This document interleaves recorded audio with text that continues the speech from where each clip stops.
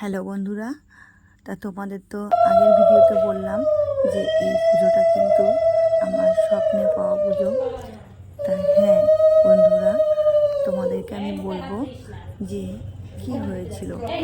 আমি একদিনকার ভোরবেলায় হঠাৎ করে স্বপ্ন দেখছি যে আমি আর আমার চাচা আর জায়ের মেয়ে 5 জনা মিলে আমরা পুজো দিচ্ছি। না সরি, ভুল হয়ে গেল, 4 জানা। আমরা 3 যা, আর আমরা 4 যা কিন্তু 3 যা আর জায়ের মেয়ে 4 জনা মিলে এই পুজোটা আমরা দিচ্ছি। কিন্তু আমার বড় যাকেও আমি বললাম চলো তাহলে যাই, পুজোটা দিয়ে আসি। যাই হোক আমরা 5 জনই দিলাম। যাই হোক পুজোটা আমি ভোরবেলায় স্বপ্ন দেখছিলাম যে আমরা সবাই মিলে গঙ্গায় স্নান করে নারকেল দিয়ে পুজোটা দিচ্ছি।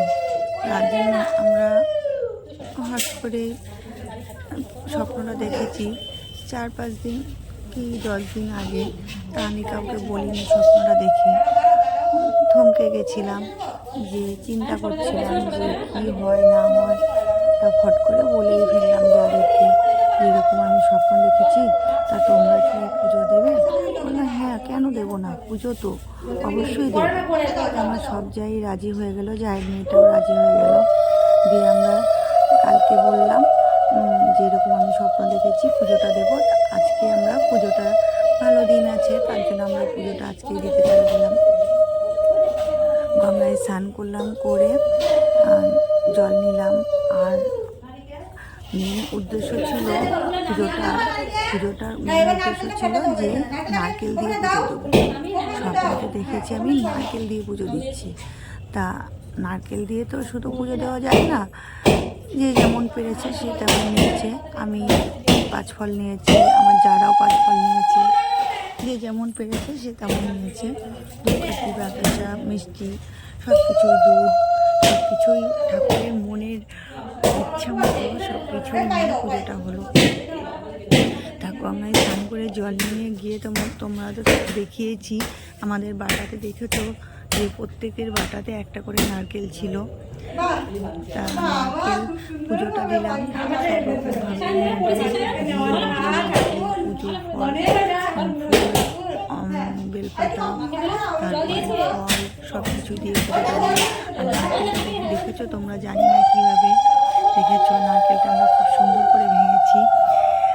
এক বাড়িতেই ভেঙে গেছে, প্রত্যেকেরই 1-2 বাড়িতেই ভেঙে গেছে। তার নারকেলের জলটা আমরা ঠাকুরের পায়ে অর্পণ করেছি, যেহেতু ঠাকুরের লিঙ্গে অর্পণ করতে নেই, পায়ে অর্পণ করেছি।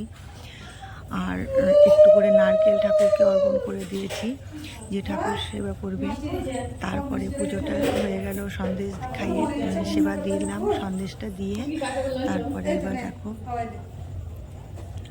খুব মনে যেটা আমি স্বপ্ন দেখেছিলাম সেটা একদমই পরিপূর্ণভাবে পুজোটা খুবই সুন্দরভাবে হলো। তা আমি অতটা গুছিয়ে কথা বলতে পারি না, যতটা পারলাম ততটা বললাম। তা তোমাদের তো দেখিয়েই দিলাম আমরা 4 জার জায়ের মেয়েটা 5 জনা মিলে কি সুন্দর করে পুজো দিলাম। আর এখানে অনেক ভক্তবৃন্দও ছিল, সবাই পুজো দিচ্ছিল, তার সবারই ভিডিওই উঠেছে। তা অনেকে আমি ভিডিও করছিলাম দেখে অনেকে দূর থেকে ভিডিও দিচ্ছিল, কিন্তু যতই হোক ভিডিও উঠেছেই, কিন্তু কিছু করার নেই। যাই হোক, কেমন লাগলো তোমাদের অবশ্যই জানিও একটু। আমার পুজোটা এখানে খুবই ভালো লাগলো, সবাই